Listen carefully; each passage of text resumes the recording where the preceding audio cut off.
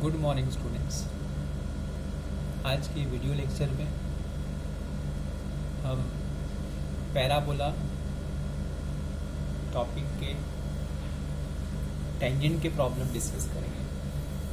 इसके पहले video lectures में मैंने पैराबोला के इक्वेशन ऑफ टेंजेंट की कंप्लीट इंफॉर्मेशंस सबको एक्सप्लेन कर दी थी।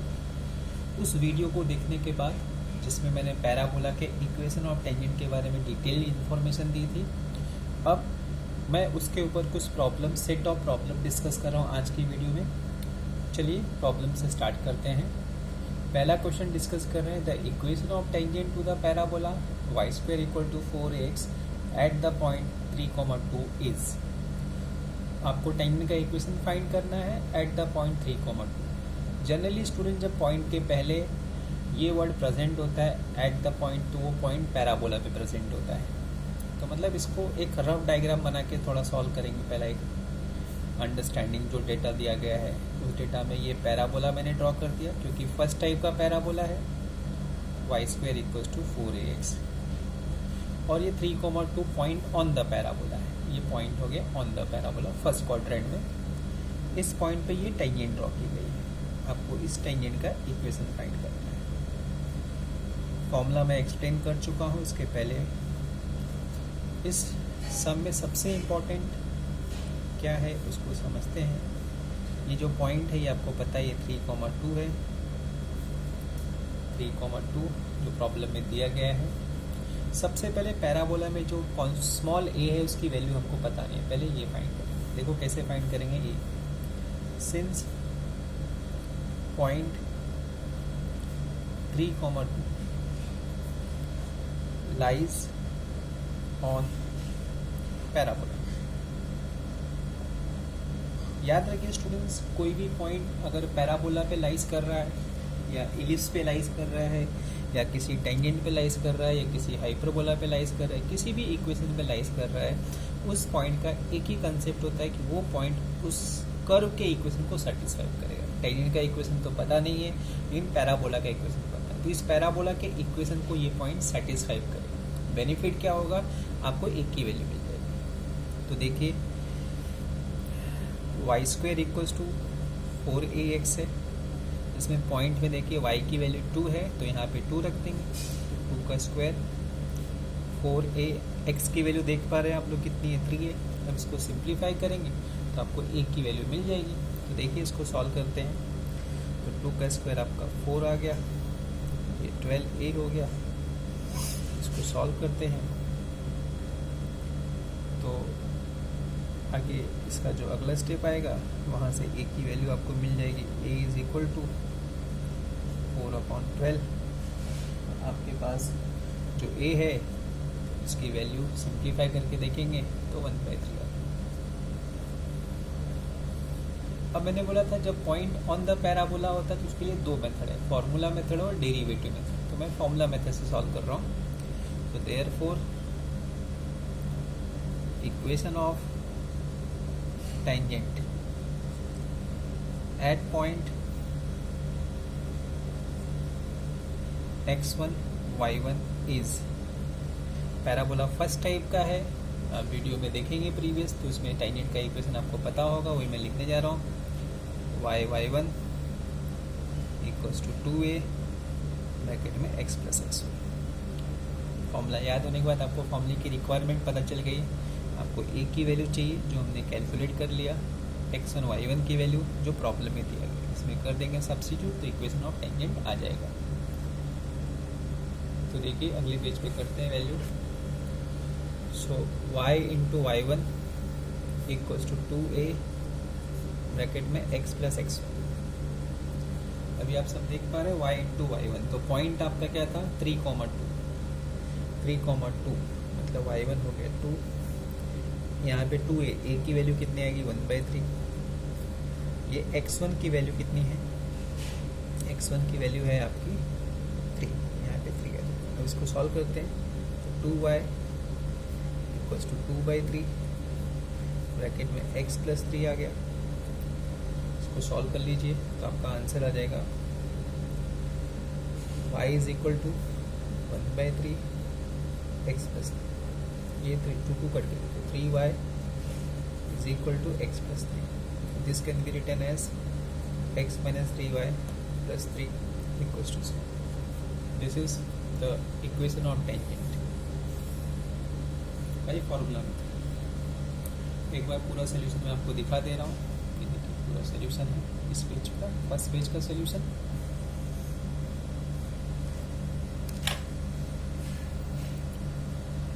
फर्स्ट पेज हो गया. देखिए सेकंड पेज. चलिए अब क्वेश्चन नंबर सेकंड डिस्कस करते हैं. इस टाइप में इक्वेशन ऑफ टेंजेंट का प्रॉब्लम डिस्कस कर रहे हैं. सेकंड क्वेश्चन डिस्कस करते हैं. The equation of tangent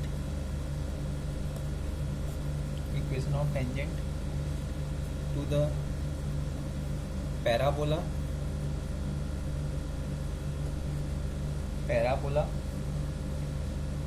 y square equals to 12x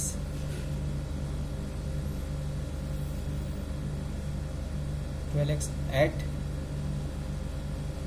the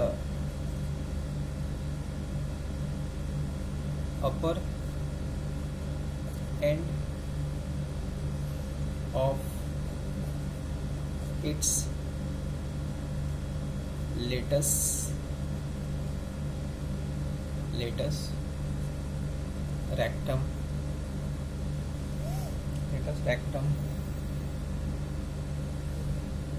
in first quadrant is. ये क्वेश्चन है आपको इक्वेशन ऑफ टेंजेंट फाइंड करना. Parabola y square at the upper end of latus rectum in the first quadrant. Video को pause करके आप इसको try भी कर सकते हैं, फिर अपने सोल्यूशन को मेरे सोल्यूशन से मैच कर सकते हैं. चलिए अब इसके सोल्यूशन को डिस्कस करते हैं. आपने ज़रूर ट्राई किया होगा स्टूडेंट्स. सोल्यूशन के पहले मैं इसका डायग्राम बना के आपको समझाना चाहूँगा कि सिचुएशन ओवरऑल क्या है. आप देख पा रहे हैं पैराबोला दिया गया y square equal to 12x. Correct. ये पैराबोला कौन सा टाइप का है? फर्स्ट टाइप का पैराबोला है. तो फर्स्ट टाइप का पैराबोला ड्रॉ कर देते हैं स्टूडेंट्स. ये फर्स्ट टाइप का पैराबोला मैंने ड्रॉ कर दिया. अब इसमें सिचुएशन क्या दी गई है, क्या बोल रहे हैं क्वेश्चन में. क्वेश्चन में उनका कहना यह है कि at upper end of latus rectum. चलो लेटेस्ट रेक्टम ड्रॉ कर देते हैं. लेटेस्ट रेक्टम की डेफिनेशन सबको मालूम होनी चाहिए इस स्टेज पे. ये लेटेस्ट रेक्टम है, मतलब ऐसा फोकल कॉर्ड जो एक्सिस ऑफ पैराबोला पे परपेंडिकुलर होता है, उसको लेटेस्ट रेक्टम कहते हैं. इसमें जो एल है उसको अपर एंड कहते हैं, आर को लोअर एंड कहते हैं. और इसे भी सब में बताया गया है upper end of latus rectum in first quadrant. मतलब इस पॉइंट पे आपको इक्वेशन ऑफ टेंजेंट निकालना है. तो यहाँ पे मैं टेंजेंट ड्रॉ कर दे रहा हूँ. ये टेंजेंट ड्रॉ हो गया है स्टूडेंट्स. इस पॉइंट का कोऑर्डिनेट नहीं दिया गया है. आपको पॉइंट एल पे इक्वेशन ऑफ टेंजेंट फाइंड करना है. एग्जाम में पॉइंट आर पे भी पूछ सकते हैं.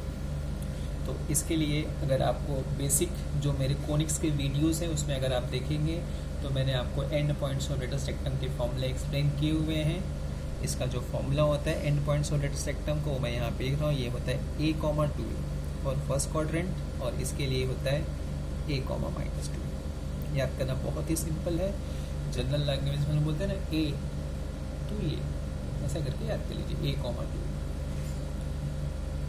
अपने फ्रेंड को भी आप कभी बुलाते होंगे ए तो ये, तो ऐसा करके ए तो ये ऐसा करके याद कर लीजिए. अब आपको पॉइंट एल का कोऑर्डिनेट के लिए देख पा रहे हैं आपको क्या चाहिए, ए की वैल्यू चाहिए. और आप जान लीजिए सब लोग ए की वैल्यू हमेशा पैराबोला के इक्वेशन से मिलेगी, उसके स्टैंडर्ड फॉर्म से कंपेयर करके. तो अगर मैं ये पॉइंट क्रिएट कर लूँ फिर टेंजेंट का फॉर्मूला अपने को पता है. जब point on the parabola equation of tangent मिल जाएगा. तो चलो अगले पेज पे चलते हैं, इसके सोल्यूशन को डिस्कस करते हैं. सबसे पहले मैं पैराबोला के इक्वेशन से ए की वैल्यू फाइंड करूँगा. So equation of parabola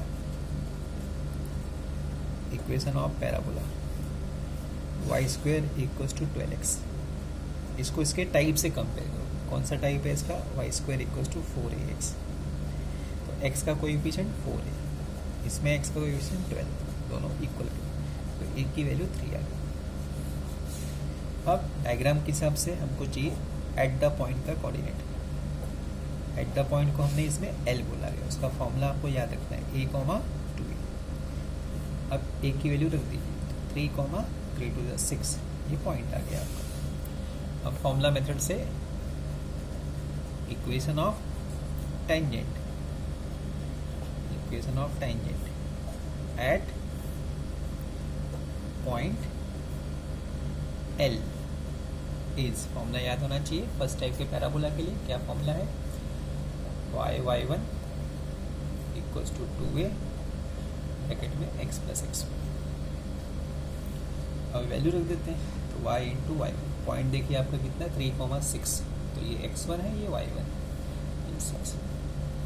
2a, a की वैल्यू हमने 3 फाइंड की है, x प्लस x1, x1 3 है, पॉइंट देखिए 3,6।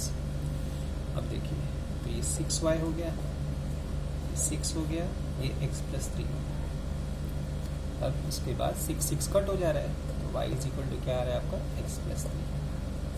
तो आपका आंसर आ गया, your answer will be x minus y plus 3 equals to 0। This is equation of tangent at the point. This is equation of tangent at the point, x minus y plus 3 equals to 0। ये equation of tangent का equation आ गया x minus y. पूरे complete solution को एक बार देख लीजिए इस पेज पे।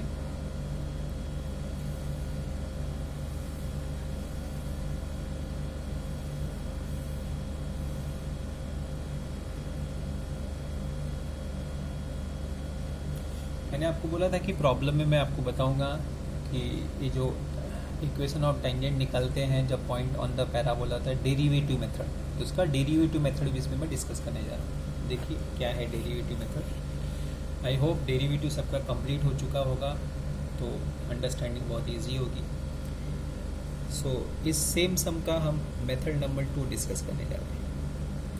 Method number 2, second method derivative method से। ये डेरिवेटिव मेथड के लिए फॉर्मूला याद करने की ज़रूरत नहीं है, सिंपल प्रोसेस। देखिए क्या प्रोसेस है। ये आपका पैराबोला है, ये लेटेस्ट वेक्टर है, ये L था, ये R था। ये डायग्राम मैंने बनाया था फर्स्ट पेज पे। ये टेंजेंट का इक्वेशन है।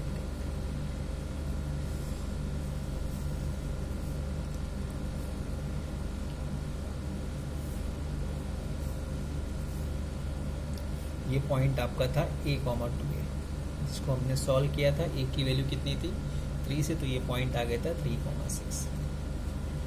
अब देखिए, अब प्योर स्ट्रेट लाइन का कंसेप्ट आपको पता होगा कि अगर एक लाइन पे एक पॉइंट पता है और उस लाइन का स्लोप पता है, तो आप उसका इक्वेशन कैसे निकाल पाएंगे?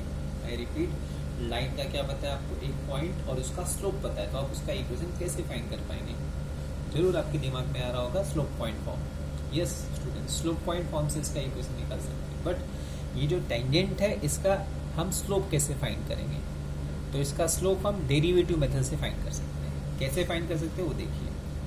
टेंजेंट किसको है? Parabola. y² equals to 12x।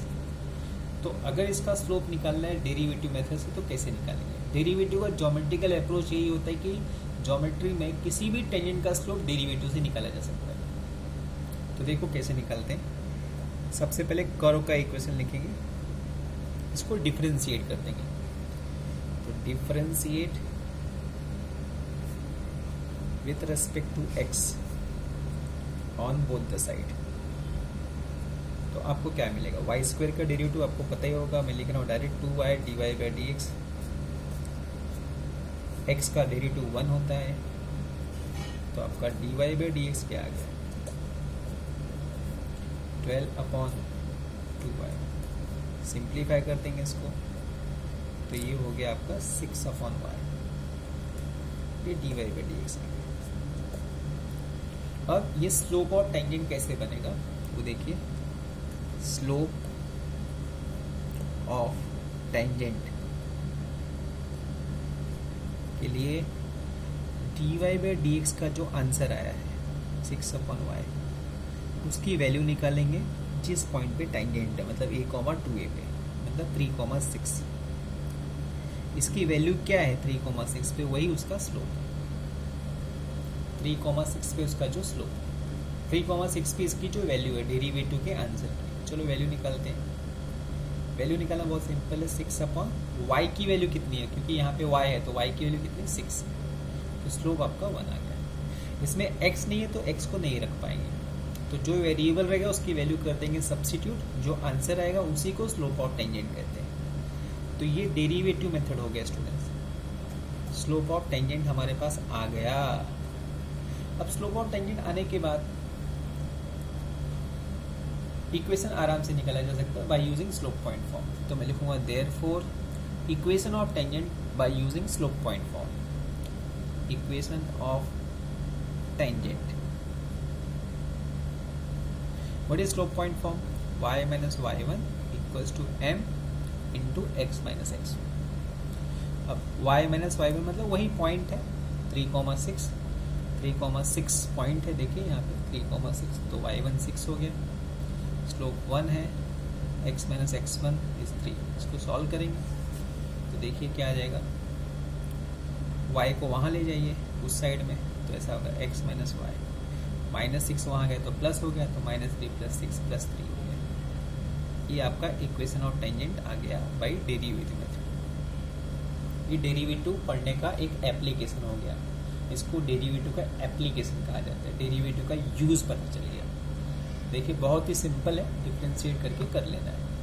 अब दोनों मेथड में आपको दिखाऊं, देखो यहाँ पे भी आंसर क्या आया था, x minus y + 3 = 0, और यहाँ पे भी आंसर क्या आया, x minus y + 3 = 0। अब इसके बाद हम तीसरा क्वेश्चन डिस्कस करेंगे सेम टेंजेंट्स के प्रॉब्लम पे, जिससे आपके टेंजेंट का कोई भी सम आएगा आप सॉल्व कर ले जाएंगे। चलिए question number 3 equation of tangent का थर्ड क्वेश्चन डिस्कस करें। थर्ड क्वेश्चन आपका ऐसा है कि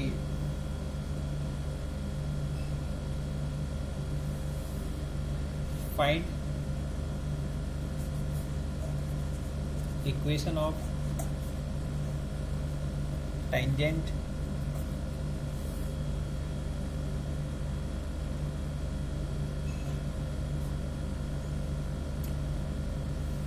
drawn to parabola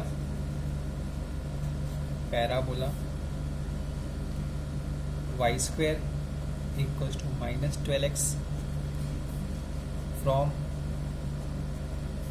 point P 3,8।